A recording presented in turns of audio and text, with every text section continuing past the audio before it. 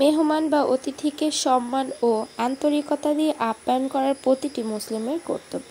Hello everyone, আসসালামু আলাইকুম। সবাই কেমন আছেন? আশা করছি সবাই ভালো আছেন। আমি একটুখানি সিক, তারপর আপনাদের জন্য বড় একটা ব্লগ ভিডিও নিয়ে চলে আসলাম। যাদের জন্য আয়োজন করছি তাদের কথা না হয় লাস্টেই বলি। এখানে সবকিছু রাখা হয়েছে, সবকিছু সাজিয়ে রেখে দিয়েছি। আমি ভালো করে ভিডিও করতে পারি নাই, কোনো রকম একটু ভিডিও করে একদম কাজে লেগে গিয়েছিলাম, এই জন্য আর কি সুন্দর করে ভিডিওটা করতে পারি নাই। আলহামদুলিল্লাহ আমরা সবাই মিলে একসাথে হয়ে সব কাজগুলো খুব তাড়াতাড়ির মধ্যে করে ফেলেছি, কারণ ওনারা হুট করে চলে আসছে।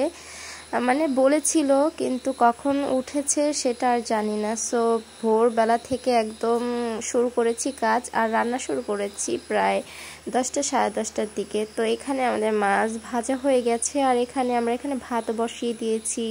লার্কির চুলা, রাইস কুকার এবং গ্যাসের চুলা সব কয়টাকে কাজে লাগিয়ে ফেলেছি। মানে সব কয়টাকে বলেছি আজকে কেউ বসে থাকতে পারবি না, সবাই কাজে লেগে যান। জাস্ট মজা করলাম। এখানে কি হচ্ছে, এখানে বেয়াইকে দেখে তার একটা গান মনে পড়লো, আমার এক আন্টির। সো আপনারা একটু শোনেন।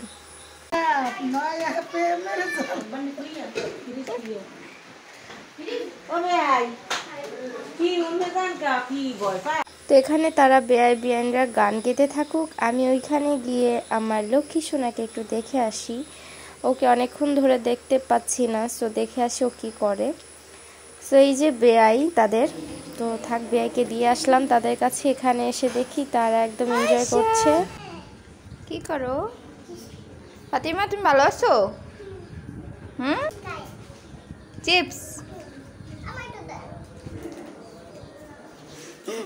ছোট মেয়া। তো আম্মু এখানে প্রেসার কুকারে গরু গোশত বসিয়ে দিয়েছিল, আর এদিকে তো তাদের রসিকতা শেষই হচ্ছে না, তাদের গল্প শেষ হচ্ছে না। আর আমার এদিকে রোস্ট রান্না করাটা অলমোস্ট ডান, কিন্তু বুঝলাম না আমার রোস্টের কালারটা এরকম আসছে কেন। সো এখানে রোস্টের জন্য আমি পেঁয়াজ বেরেস্তা করে নিচ্ছি, আর এখানে সালাডটা কাটলেই আমাদের রান্না কমপ্লিট। সো আজকের মতো আমাদের রান্না কিন্তু তাড়াতাড়ি শেষ হয়েছে, বাট 1:30-2টা বেজে গিয়েছিল। তো 1:30-2টা বাজলেও আমাদের তো আনুষঙ্গিক অনেক কাজ থাকে, গোসল করা থাকে, আরও অনেক কিছু আছে। সো সেগুলো মিলিয়ে একদম মানে লেট হয়ে গিয়েছিল। সো এখানে আমি আমার একটা মেয়েকে বললাম যে একটু আমাকে সালাডটা একটু কেটে দে, আমি একটু ভিডিও করি, কারণ আমার খুবই টায়ার্ড ফিল লাগছিল, একটু গোসল করব। বাসায় গিয়ে অনেক কাজ আছে, তো বাসায় গিয়ে আবার ঘর বিছানা টিছানা সব কিছু আবার ক্লিন করতে হবে। সো এইখানে আমি ওকে বলছিলাম একটু কেটে দে, আমি একটু ভিডিও করেই তাড়াতাড়ি গোসল করতে যাব। ওকে তাড়াতাড়ি বলেছি বিদায় কি এত তাড়াতাড়ি করবে, যদি হাত কেটে যায়।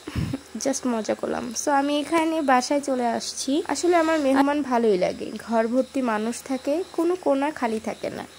আসলে মেহমানকে হাসি মুখে বরণ করা, তাদের আরামায়েশের ব্যবস্থা করা এবং সাধ্যমতো আপ্যায়ন করা উচিত। মেহমানদের সাথে ভালো ব্যবহার করা এবং তাদের প্রয়োজন অনুযায়ী সাহায্য করা আমাদের দায়িত্ব। আমাদের সমাজে কিছু মানুষ আছে, মেহমান দেখলে কপালটা কুঁচকে ফেলবে। যাই হোক, তাদের কথা নিয়ে আমি আর থাকবো না। এখানে আমি এসে দেখি সবাইকে খাবার দিয়ে ফেলছে। সো আমি আর ওয়েট করি নাই, আমাকে ফোন দিয়েছিল। সো আমি বলছি সবাইকে দিয়ে দেন, আমি আসছি। সো আমি এসে দেখি সবাই বসছে, সবার জন্য একদম সার্ভ করা হয়েছে। আর এখানেই যে আমাদের ফাইনাল লুক খাবারের।